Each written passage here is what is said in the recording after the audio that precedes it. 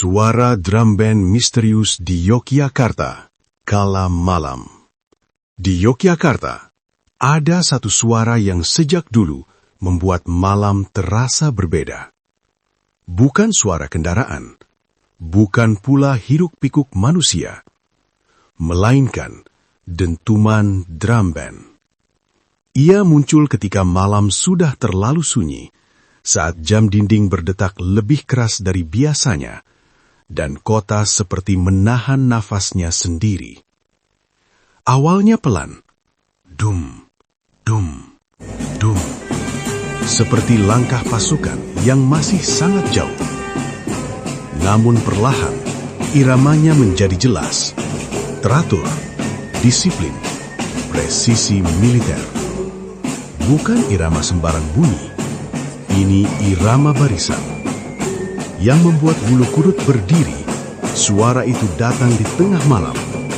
Bukan dari lapangan, bukan dari sekolah, bukan dari jalan raya.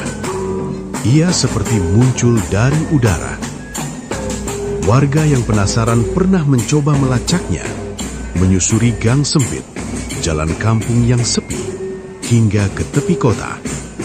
Namun setiap kali suara itu didekati, ia justru menjauh, seolah sadar sedang diikuti, seolah tak ingin dilihat. Tak pernah ada sosok, tak pernah ada bayangan, hanya suara yang terus bergerak. Dari situlah mitos mulai hidup.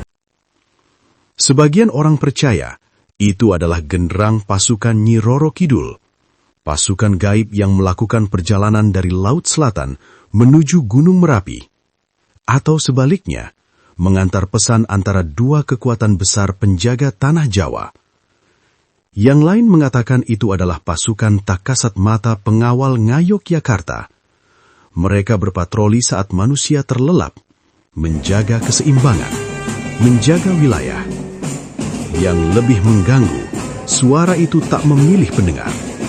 Penduduk lama, pendatang, wisatawan, siapapun bisa mendengarnya. Dan bagi sebagian orang, malam pertama ketika mereka mendengar dentuman itu menjadi malam yang tak pernah benar-benar hilang dari ingatan.